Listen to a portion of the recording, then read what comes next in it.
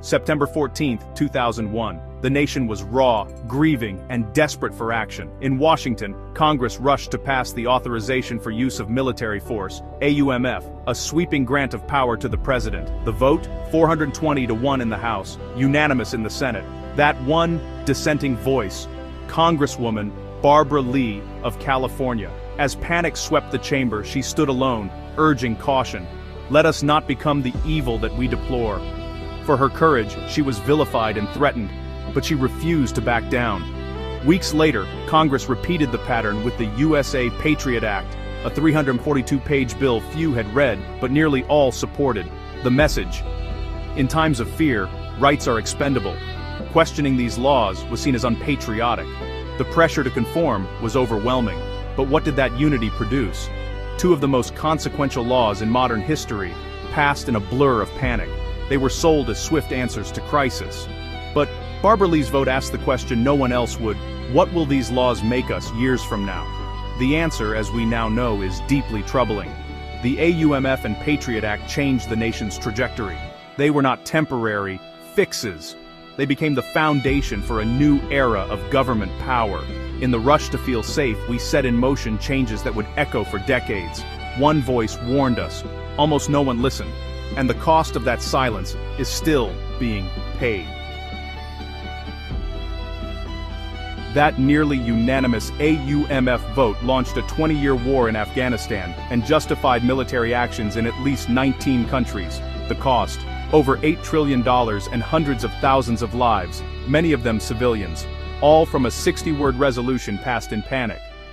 The PATRIOT Act rewired the relationship between Americans and their government, vastly expanding surveillance and weakening privacy.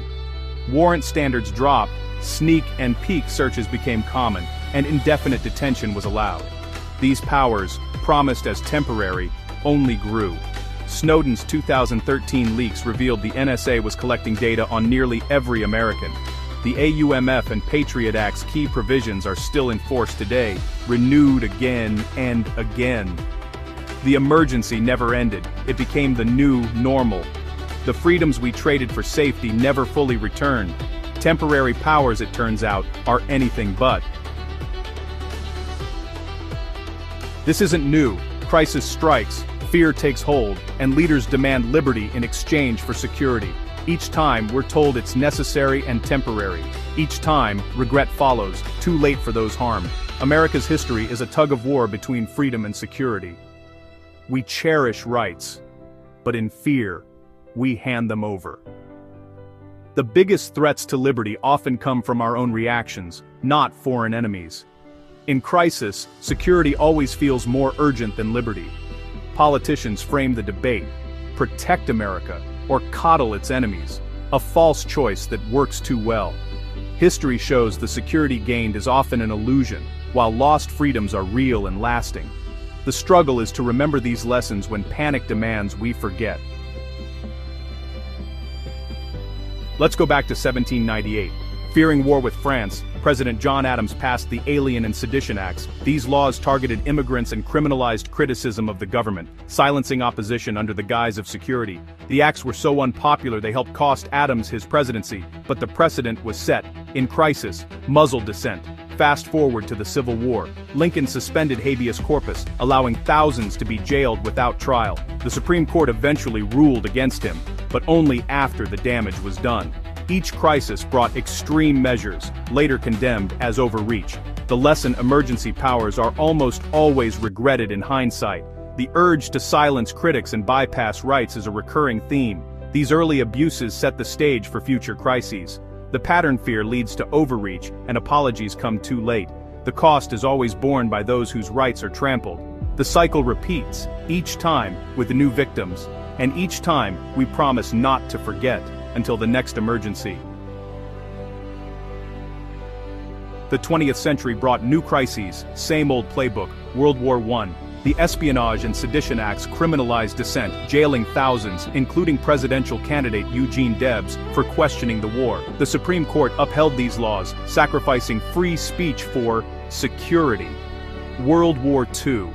After Pearl Harbor, fear and racism led to Executive Order 9266. Over 120,000 Japanese Americans, most of them citizens, were forced into internment camps without trial or evidence. The Supreme Court again sided with the government in Korematsu versus United States. Decades later, Congress apologized and paid reparations, but the damage was done. Each time, rights were stripped in the name of safety. Each time the courts and leaders justified the injustice. The apologies always came generations too late. The lesson fear makes it easy to trample rights and hard to restore them. The cycle continued, setting the stage for the next crisis. After 9/11, all these patterns converged and intensified. The PATRIOT Act created a legal black hole. Enemy combatants could be held indefinitely, even if they were U.S. citizens. Guantanamo Bay became a symbol of abandoned legal principles. Promised as temporary, these powers became permanent fixtures.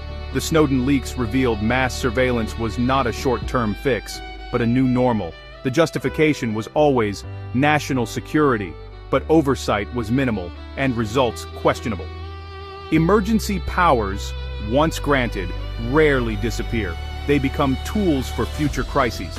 Surveillance meant for terrorists was used on protesters and ordinary citizens. The exception became the rule, and government power quietly ratcheted up. The legacy of 9/11 is a security state that endures, waiting for the next excuse to expand. What did we actually lose? Privacy for starters. Emails, calls, searches, and locations are all fair game for government surveillance. Due process eroded, indefinite detention, secret blacklists, and targeted killings operate outside traditional legal protections. The TSA's rituals and the no-fly list are daily reminders of a new normal. Surveillance tools built for terrorists now monitor protesters and activists. The promised security? Often unproven, sometimes illusory. Review boards found bulk data collection didn't stop attacks. The price, liberty, privacy, and the rule of law. The bill is paid in the slow erosion of the very principles we claim to defend. We traded freedom for a feeling of safety, and got neither in return. The consequences are real and they're not going away. Franklin's warning rings true. Trading liberty for temporary safety leaves us with neither. Freedom and security aren't opposites, they reinforce each other. True security comes from a government that respects rights and is accountable to its people. Indefinite detention and warrantless surveillance are signs of weakness, not strength. Real safety is built on justice, transparency, and equal rights. We must demand evidence, debate, oversight, and real sunset clauses for any new powers. Panic is the enemy of good law. As Congress debates new war powers today, this is the moment to insist on limits and accountability. We must reject the false trade-off and defend civil liberties, especially in times of fear. Remember Barbara Lee, the regrets of history, and the cost of silence. The safety promised in exchange for freedom is usually an illusion. The freedom lost is always real, and hard to win back.